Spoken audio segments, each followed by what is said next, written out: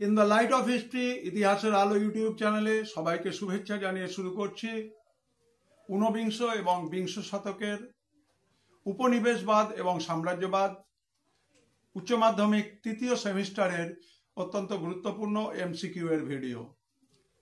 আমরা সবাই জানি ইংরেজ ইস্ট ইন্ডিয়া কোম্পানি এবং ফরাসি সরকারি প্রতিষ্ঠান নিজেদের মধ্যে ভারতবর্ষে ক্ষমতা বিস্তারের প্রতিযোগিতায় দক্ষিণ ভারতের কর্ণাটকে নেমেছিল এবং কর্ণাটকের দখলকে কেন্দ্র করে তিনটি যুদ্ধ হয়েছিল, যার নাম প্রথম কর্ণাটকের যুদ্ধ, দ্বিতীয় কর্ণাটকের যুদ্ধ এবং তৃতীয় কর্ণাটকের যুদ্ধ। থিওডর বার্নেট ইংরেজ নৌসেনাপতি 1740 থেকে 1748 প্রথম ইঙ্গো কর্ণাটকের যুদ্ধে অংশ নেন এবং এই যুদ্ধে ইংরেজরা পরাজিত হয়, ফরাসিরা জয়ী হয়। হায়দ্রাবাদ এবং আরকটের সিংহাসনের উত্তরাধিকারের প্রশ্নকে কেন্দ্র করে সংগঠিত হয় দ্বিতীয় ইঙ্গো কর্ণাটের যুদ্ধ।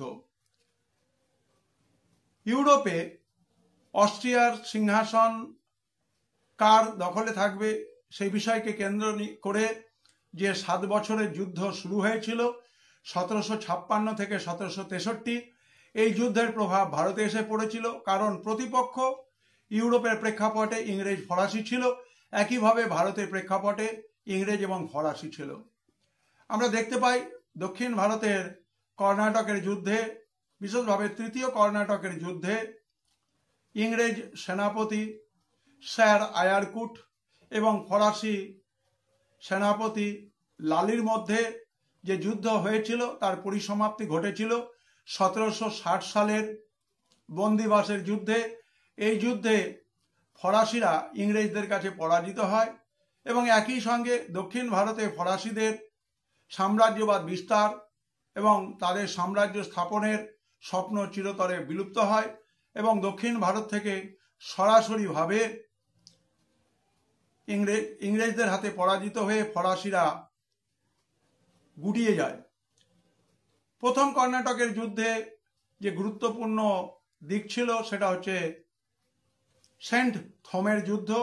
সেই সেন্ট থমের যুদ্ধে ফরাসিরা জয়ী হয়েছিল। সুতরাং তোমাদের মনে রাখতে হবে ইংরেজ নৌসেনাপতি থিওডর বার্নেট, সেন্ট থম, আরকট এবং হায়দ্রাবাদ। মনে রাখতে হবে স্যার আয়ারকুট ইংরেজ নৌসেনাপতি এবং লালি ফরাসি সেনাপতি।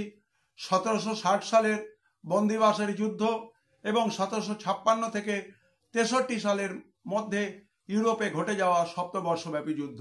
অন্যান্য ভিডিওর আপডেট পেতে in the light off history ইতিহাসের আলো ইউটিউব চ্যানেলকে সাবস্ক্রাইব করো, যাতে করে ভিডিও আপলোড হওয়া মাত্র তোমরা তোমাদের কাছে নোটিফিকেশন পেতে পারো। বন্ধুদের শেয়ার করো। সবাই ভালো থেকো।